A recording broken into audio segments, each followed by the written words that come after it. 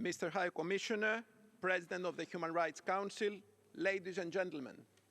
It's a great honor for me to address the high-level segment of the 55th Human Rights Council, and I wish to express our high appreciation for the work of the UN High Commissioner for Human Rights, Volker Turk, and assure him of our continued support.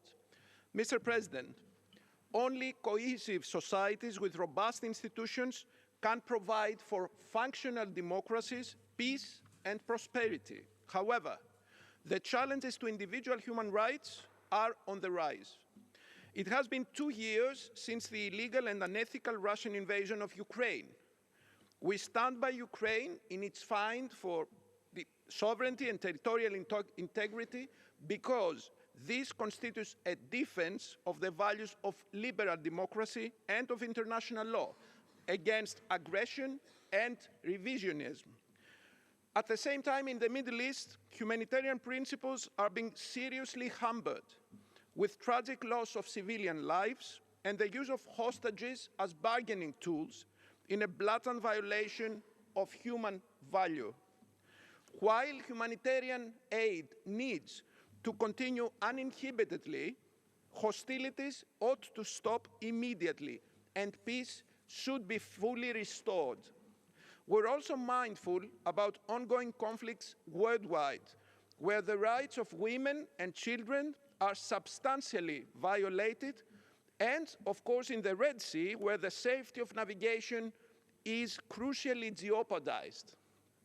Greece, following a rule-based foreign policy, will continue to strongly oppose any illegal use of force and to advocate for the peaceful settlement of disputes and the full respect of international law. Mr. President, Greece domestically follows a specific pattern when it comes to human rights policies.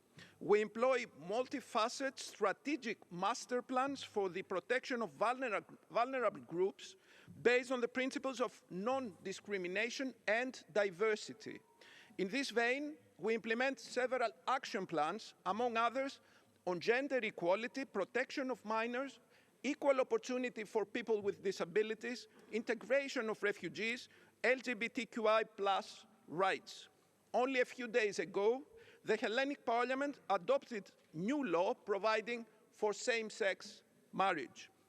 As of 2015, the Hellenic Coast Guard has saved more than 500,000 lives of migrants at the seas, whereas all applicants for refugee status are provided with humane living conditions and speedy processing of their applications.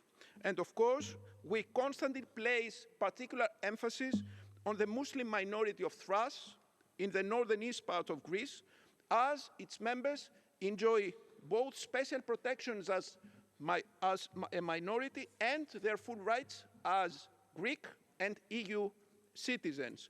All this despite totally unsubstantiated comments heard yesterday in this room. The demographic development of the minority in the last 100 years is an eloquent proof that it continues to thrive and prosper. Mr. President, for more than 20 years, in my capacity as professor of constitutional law, before joining politics, I was trying to convey to young people the need to respect universal and indivisible rights. Yet, the current situation calls for an imminent revisit of traditional concepts of human rights law.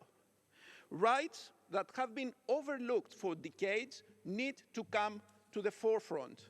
Among others, the right to food and water, and the right of enjoyment of a peaceful life, including the overall prohibition of any forcible or de facto displacement of people, but also the rights of future generations, including the obligation of the states to apply resilient and sustainable policies against climate crisis and against overconsumption of natural capital.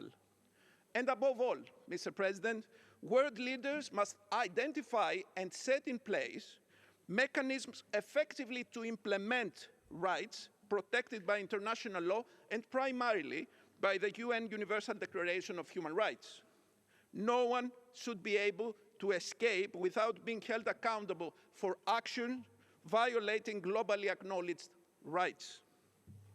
Based on these premises, Greece is presenting its candidacy as non-permanent member of the Security Council for 2025-2026 and for membership to the Human Rights Council for 2028-2030.